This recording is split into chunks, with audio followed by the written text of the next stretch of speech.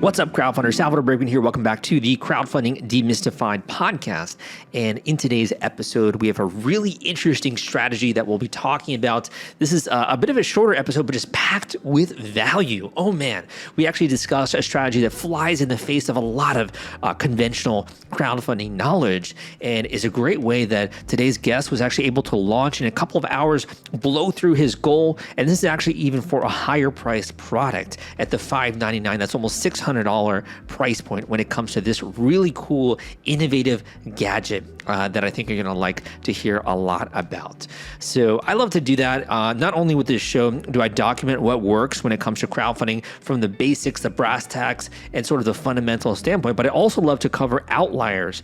I love to get into the weeds when it comes to entrepreneurs and creators that are actually crushing their goal, that are every single week in the trenches, raising money from the crowd and sharing with you so you can actually replicate and you can employ some of those marketing tactics, strategies, and really advice just to get a new product out there and to grow a brand from scratch. I've been doing this show since 2015 when people did not even believe that this was possible online to raise funding from the crowd. And I got started in this industry in 2012. So for me, to be able to share with you today's episode, I hope that you take away some really valuable tactics and techniques, but also that you go and you look in the archives of the show. We have hundreds of episodes that you can go out there and you can learn about crowdfunding and get that crowdfunding education going into your launch. I think it's so important not only to have examples of success stories, but to also have that nuts and bolts of what you got to do, the mechanics, if you will, of building and growing a crowd online. But still, people struggle. And if you don't want to spend the time to listen to all of these episodes on my YouTube channel, on the podcast,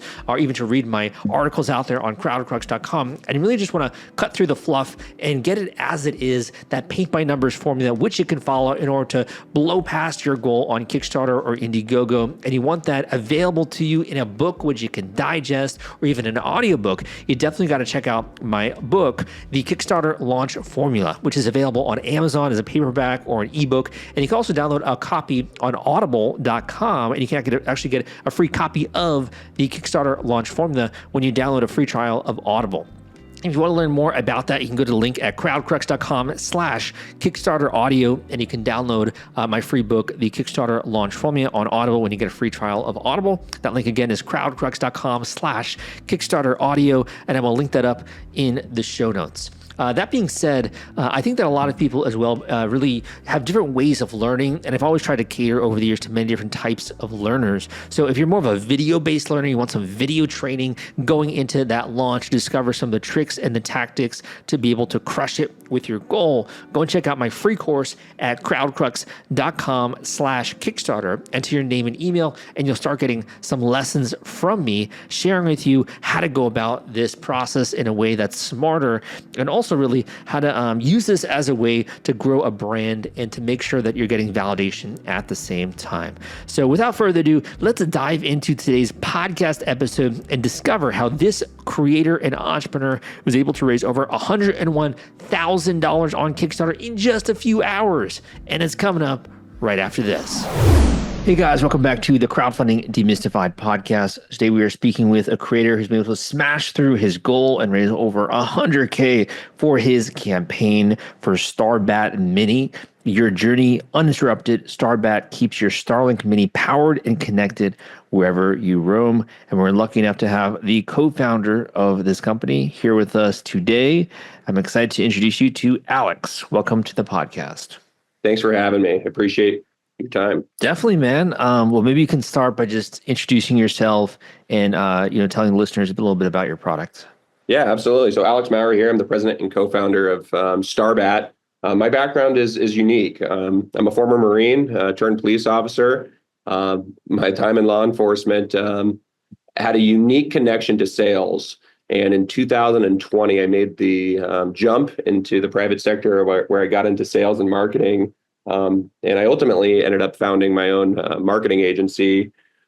And through a connection with a close friend of mine at church, Andrew, who's a mechanical engineer, he turned me on to a product that he invented that was absolute life changer for me and how I ran my marketing agency, and allowed me to live the life that I wanted to, not being connected necessarily to my home office, but being able to handle my business everywhere my travels took me. I was The sold. dream of every digital nomad. Absolutely, man. It was an amazing product that changed my life, and we recognized that it would change millions of others as well. So for those that are not familiar, when it comes to Starlink and sort of Starlink Mini, can you just expand a tiny bit on that and also the way the product protects it? Sure. Yeah. So the Starlink by SpaceX took the world by storm a few years back, and they've, just like all technology, gets smaller and smaller over the years. And in August 2024, SpaceX released a version of the Starlink product called the Starlink Mini. And the Starlink Mini is about the size of an iPad. It has a router built into it, and it allows you to have high-speed internet anywhere in the world where you have a clear view of the sky. But there's a limitation to it, and that limitation is grid power. Before our product entered the arena, you were only as unconnected as you could be within 15 feet of a wall outlet.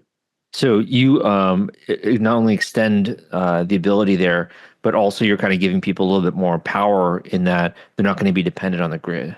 That's correct. So users are able to take their Starlink mini dish and put it inside of our product, the StarBatt, and our product not only protects it and offers waterproofing to it, but because it transmits through the case, there's no cords, there's no cables. It's kind of a connectivity football that, as long as it's out in the open and has a view of the sky, it will run and offer high-speed internet to you. And our internal battery offers 24 hours of power to it. And more important than the 24 hours of power, we sell a solar solution that with about 5 to 6 hours of sun, you can run the product indefinitely. And so we currently have one that's been running. We're on day 9 today, and we'll see how long this weather lasts. That's insane. Congratulations, man. Very cool. Thank you. In thinking about this, some of us have ideas, right?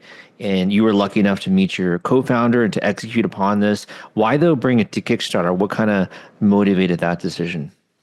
We needed to get the momentum. We recognized that we had something here. We had good indications that the market was going to support it, but we needed to validate those assumptions and really drive the momentum, as well as buying us a little bit of time to get production spun up. We had, I won't get too much into it, but we had kind of a situation with our first manufacturer. There was some international wire fraud that occurred, and we were out some funding that we put into the company. And so we needed to raise a little bit of capital. But more importantly than the capital was we wanted to catch that momentum that we knew we could, and crowdfunding seemed like the right approach.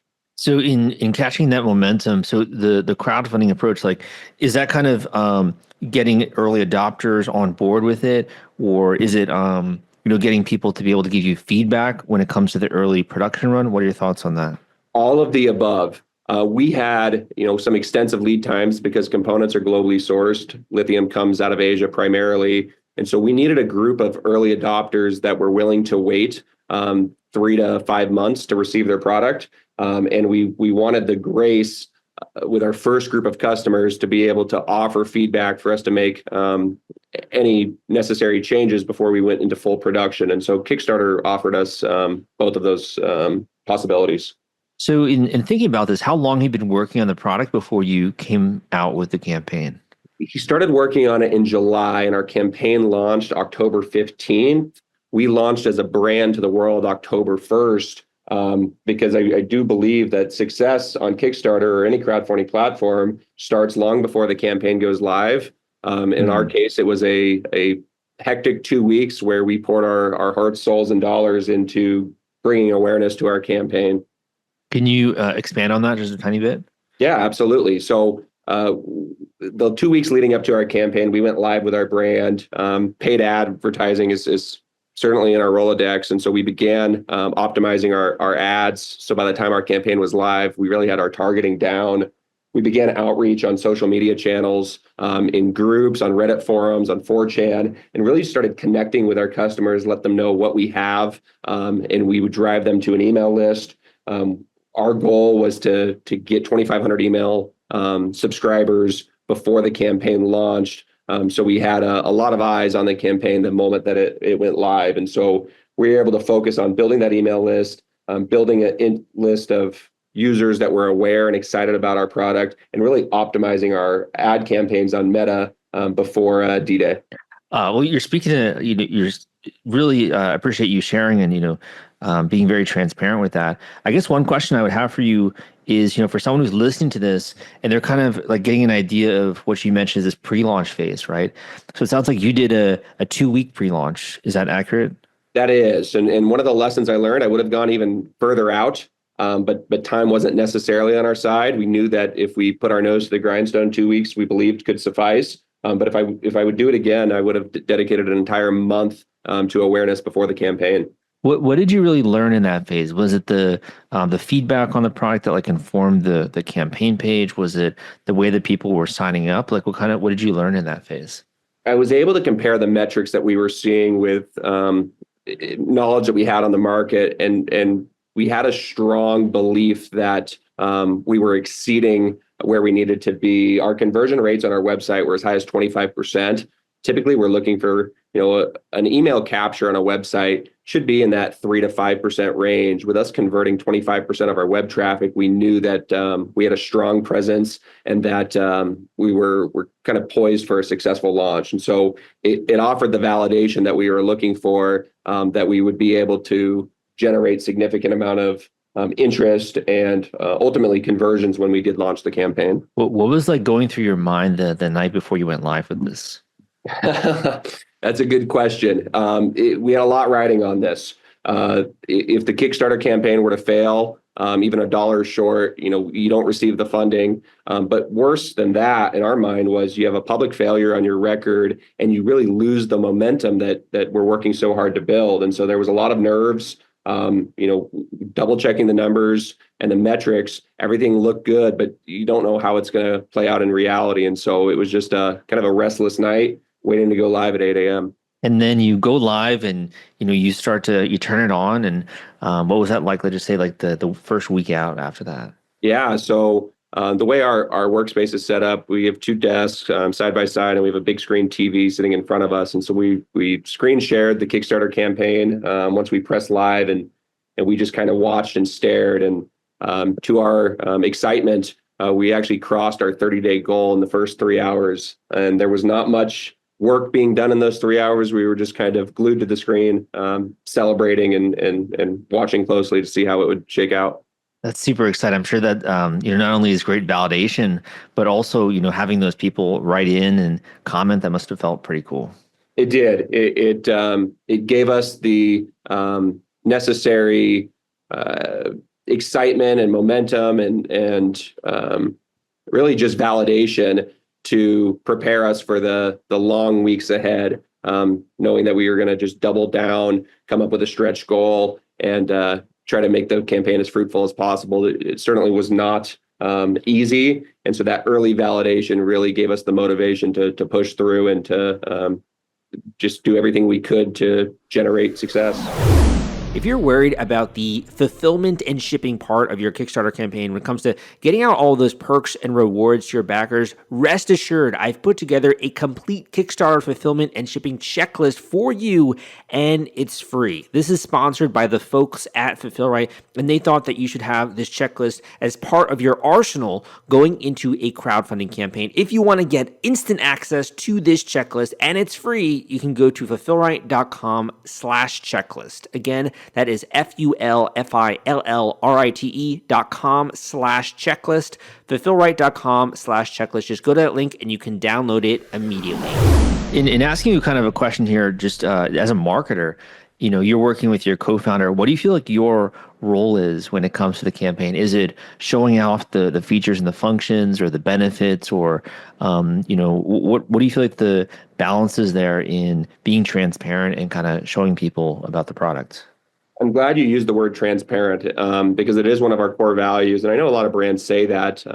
We truly believe that everything we do is from a transparent lens. And to your question, I felt that my role at that time, as well as what my role has transitioned to post-launch, is building relationships with our customers, giving a face to a unknown brand at that time. I didn't expect the world to trust a brand that didn't exist more than 15 days ago, but I knew that I could build relationships in those 2 weeks. and as well as the 30 days of the campaign. And so we did a lot of video updates, really connecting with our users on a one-on-one level. I always made myself available if there was calls or questions. I was happy to take calls. We were very personal with our backers, letting them know that there's real humans behind this campaign.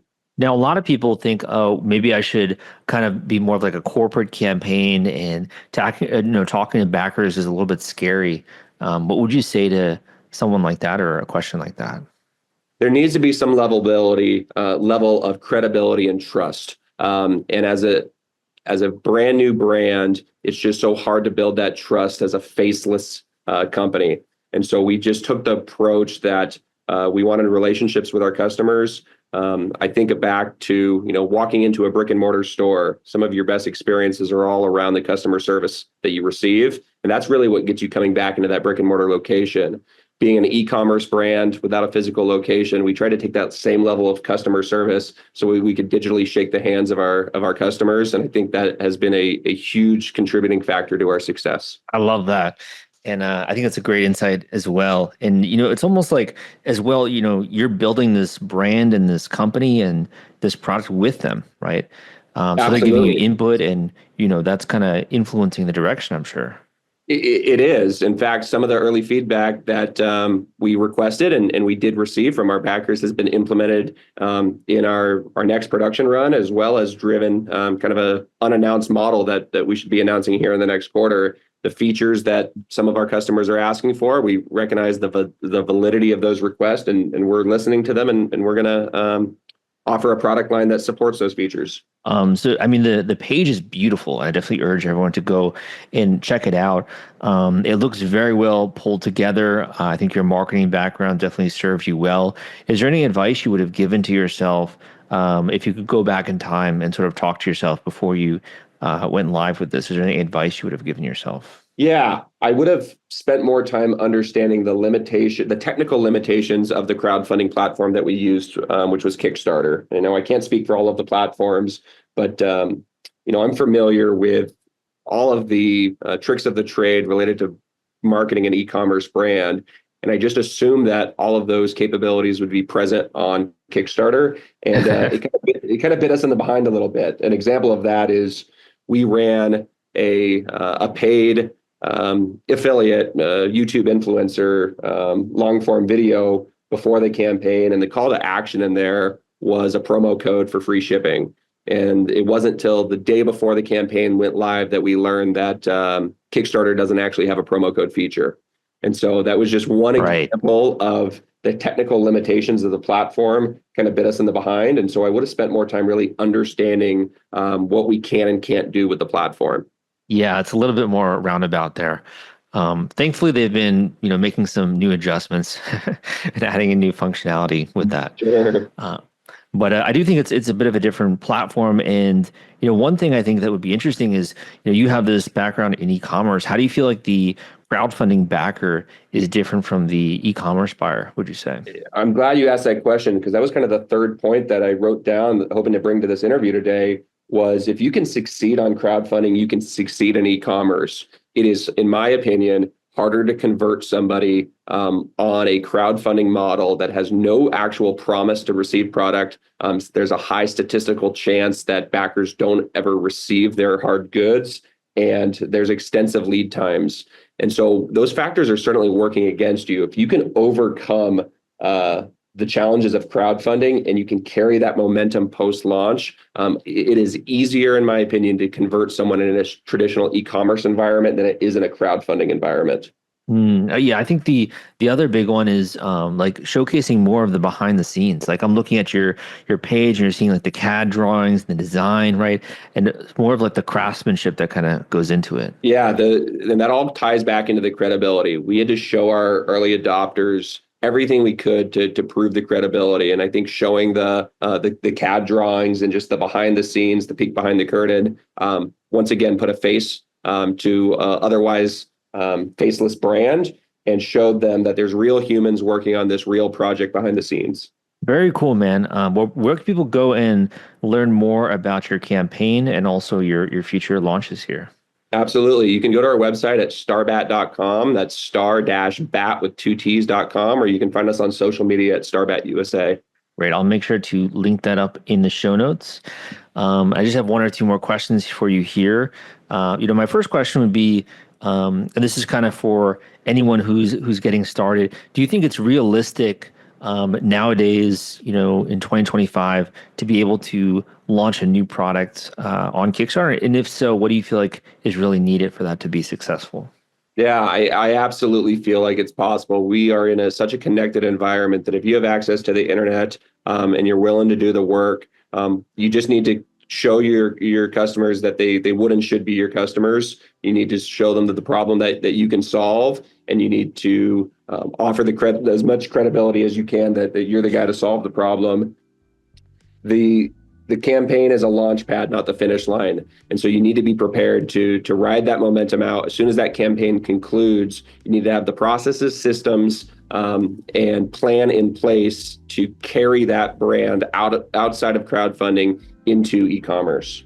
Well said, well said. And my final question for you would be, and we can end on this note, if you have a favorite quote that you've heard that you like, a book recommendation, or a word of encouragement for others that are out there. Yeah, a book recommendation would be kind of a digital mentor of mine, Dan Martell's Buy Back Your Time. A successful company is going to grow far beyond the original founder. And so having the concept of what lights you up in the morning and what you excel at, and using your time as a finite resource, spending it where you should be spending it in the business, and recognizing what early tasks are you performing that can be either replaced or delegated to other individuals, that either it lights them up or it's what they excel at, or ideally both. So Dan Martell, Buy Back Your Time. I think it's a great read for any aspiring entrepreneur.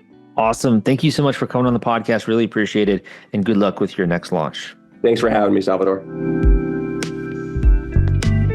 Thank you for listening to this episode of the Crowdfunding Demystified podcast. My name is Salvador Briggman, and man, oh man, this was a value-packed episode. We went through so many battle-tested strategies, I think, on today's episode, and really shared with you what works when it comes to building a crowd, getting people to take action, and more importantly, how do you actually grow something from scratch, right? If you're working on a new product, a new gadget, even something outside of that, like a tabletop game or a creative project, a music campaign, a film project, you should know that there is a strategy behind this. It's not just hoping and praying that the campaign is going to go well. And one of the things that I really pride myself in is not only to make this fun and an enjoyable learning experience. I always hated going to school, right? And I hated those dry, boring lectures. But also for those of you that are serious about this and you really want to invest a little bit in your education, in building a foundation going into your campaign to make sure you're dotting your I's and crossing your T's, I also wanted to make myself available to my community. And that's something that I've been doing to be able to have a stronger impact on these launches. And if that sounds like something interesting to you, you want to have guidance going into that campaign, mentorship, whether in the early stages, you're already live, or you're even relaunching, you definitely got to check out my intensive one-on-one coaching call option, which you can actually learn more about in the link in the description. With my intensive coaching calls, we go out there and we pull apart your entire campaign. We get into the weeds when it comes to what you got to do in order to crush your goal with crowdfunding. And I think more importantly, we assess what you have to do every step of the way to build that confidence and make sure you're going out there with a proven map and a proven blueprint when it comes to your launch. If you want to book an individual one-on-one coaching call with me, don't wait. Go out there to that link, crowdcrux.com/coaching, and book your individual one-on-one coaching call today. This is the best investment which you can make going into a campaign launch. In addition, I have many students who will end up becoming long-term students, which we can talk about at the end of the call, and select students who I'll help when it comes to execution with those campaigns. If you want to learn more about this, you can go to that link at crowdcrux.com/coaching and book your individual one-on-one coaching call. Fill out that form. Tell me more about you, what you're working on, what you're passionate on, what your goals are. We love to have big goals here at my company, Crowdcrux, so make sure that you're being ambitious when it comes to that, and fill out that form. We can book that call ASAP. Again, that link is crowdcrux.com/coaching. Regardless, I hope that you take some action, man, because education is only potential power. You got to put it into action. You got to move things forward when it comes to your product. It could have been a long road getting to this point, and sometimes there are stops and starts along the way, but you got to be willing to plow forward and just like today's creator, get something out there so you can get launched. And I hope that you enjoyed today's episode, and stay tuned for my cool episode that's coming out next week.